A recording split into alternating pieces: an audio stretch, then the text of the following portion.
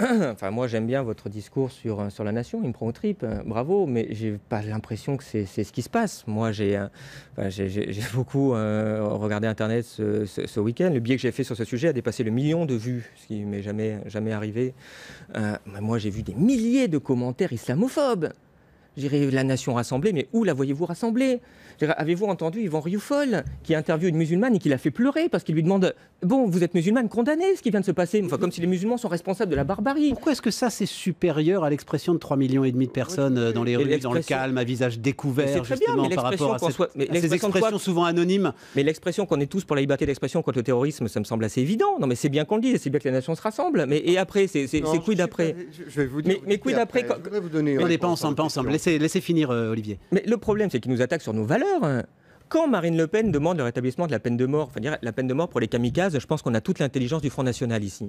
Quand tout l'UMP maintenant se rassemble pour demander un Patriot Act, attendez, pour rétablir des surveillances généralisées. Vous êtes sûr de ça? Parce que Gérard Longuet qui était avec nous là tout à l'heure, attendez, parce que je suis pas sûr que l'UMP soit en train de se rassembler pour demander un Patriot Act. Gérard Longuet, en tout cas, nous disait tout à l'heure, la sénateur de la Meuse, l'arsenal législatif est largement suffisant. Donc attendez. De Pécresse. Voilà, c'est Pécresse toute seule pour l'instant. C'est pas Pécresse toute seule. Vous avez Goesgen, vous avez. Enfin bref, en tout cas, c'est pas l'UMP en l'occurrence. À ce stade, ce n'est pas l'UMP en tant que. Là, Valls déjà vendredi a dit qu'il fallait peut-être faire avant de rétropédaler.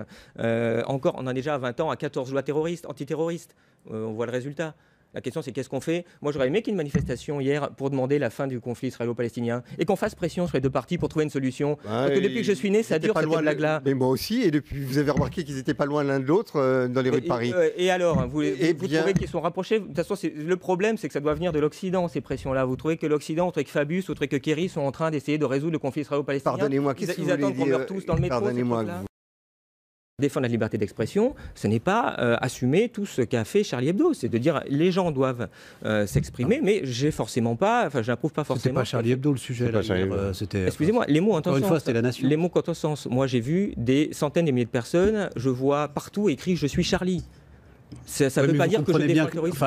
En termes d'entreprise, on parlerait, en termes de publicité, même on parlerait désémantisation. C'est-à-dire, ça n'a plus le même sens aujourd'hui. C'est devenu un slogan, voilà, qui est un slogan d'un monde qui a envie de se lever contre la barbarie, point à la ligne. Vous ne croyez pas qu'on dépasse totalement Mais moi, je serais le directeur de la communication, puisque vous en parlez d'entreprise et d'Al-Qaïda, je serais heureux de voir que désormais la France entière se lève et dit "Je suis Charlie", donc assume des caricatures qui n'étaient, à mon sens, qui ne relevaient pas de la liberté d'expression, qui étaient simplement une envie de choquer, d'insulter, pourquoi pas, c'est parfois utile, mais qui n'aurait pas d'une liberté. Il n'y avait aucune expression. Quelle expression dans la caricature où on voit Mahomet nu en levrette? Non, on va pas repartir là-dessus. C'est fondamental. Quand on dit "Je suis Charlie", vous demandez aux gens d'assumer ça. C'est ça qui est gênant. Vous n'avez pas l'impression que les 3,7 millions, c'est un chiffre qui vaut ce qu'il vaut, peu importe. Tant mieux. Enfin, vous n'avez pas que c'est une forme de réponse, justement, de cohésion nationale, de dire, voilà, nous sommes tous une nation, en plus la nation, tout ce que ça porte d'idéologie révolutionnaire au sens 1789. Hein. Enfin, la nation, un jour c'est bien, un jour c'est mal aussi, donc suivant le contexte. C'était une illusion, c'est ce que vous voulez dire? Non, pas forcément. Effectivement, c'est très heureux d'avoir ce sentiment aussi. Et que je voudrais défendre, de national et qu'il faut en effet défendre.